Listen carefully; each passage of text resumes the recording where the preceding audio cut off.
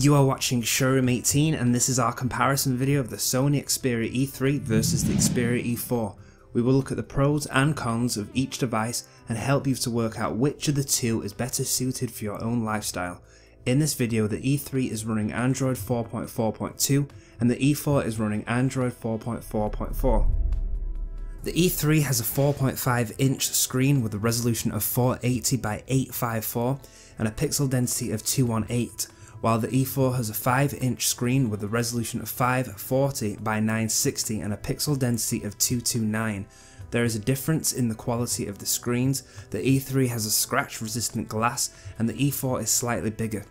Both phones have a front facing camera, the ear speaker, proximity light sensor and notification light on the front, a 3.5mm jack port on the top, a micro USB connection on the left, the power button and volume keys on the right, the main camera light and loudspeaker at the back.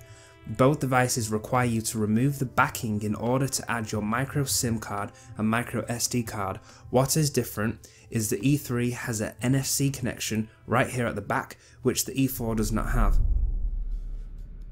The Xperia E3 has a 1.2 GHz Snapdragon quad-core processor with 1GB of RAM and 4GB of internal storage, while the E4 has a 1.3 GHz MediaTek MT6528 quad-core processor with 1GB of RAM and 8GB of internal storage.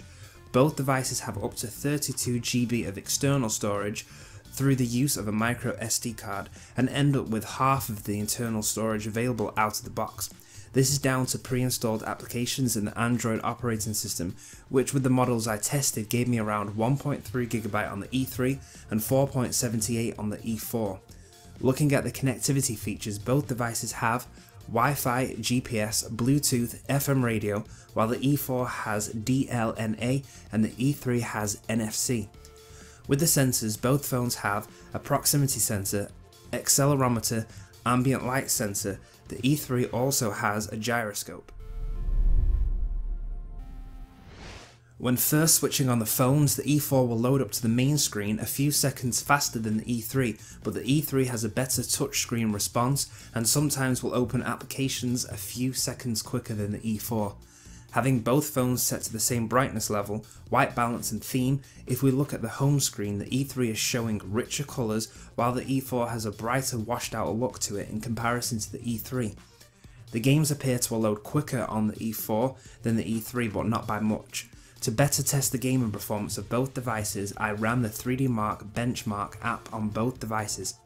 On the game Ice Storm, the E3 scored 26 frames per second on graphics test 1, 21 on graphics test 2 and 24 on the physics test and got an average score of 5798, while the E4 got 9 frames per second on graphics test 1, 17 on graphics test 2 and 26 on the physics test, while with an average of 3242, which shows that the E3 scored a much better frame rate in the graphics department, but the E4 had a better physics score but not by much.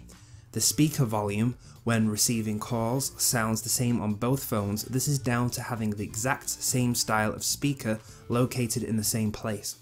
While the gaming looks and performs better on the E3, what lets it down, which I have mentioned this before in more detail in the individual review of the phone, is the lack of internal space on the device. This prevents you from being able to download that many games, which they have improved on, with the E4 giving you around 3GB more space to start with. Now we are just going to look at the quality of the images and videos. We have gone over the list of camera features in more detail in the individual reviews of each phone. Both the E3 and E4 have a 5MP camera on the back, while the E3 has a 0.3MP on the front, and the E4 has a 2MP front-facing camera. In the example photos, both were taken from the same spot. The E4 adds more colour and vibrancy to the photos in comparison to the E3. Sometimes the E3 has difficulty to focus or get the correct white balance depending on the lighting condition of your current location. Both devices record in Full HD at 1920 by 1080. Here is an example of a recording taken from the front camera. This is the sound quality of the Xperia E3 and this is the sound quality of the Xperia E4. Both devices do have their pros and cons. The selling points of the E3 is that it has 4G, NFC and a more sleek design with a smooth backing.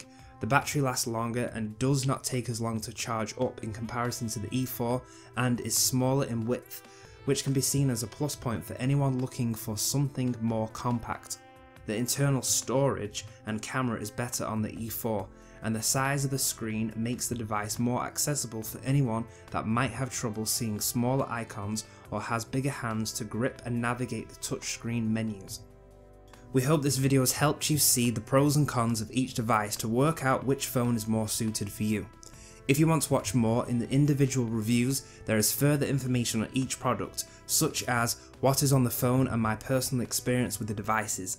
The links for the videos are in the description, or you can click on the annotations.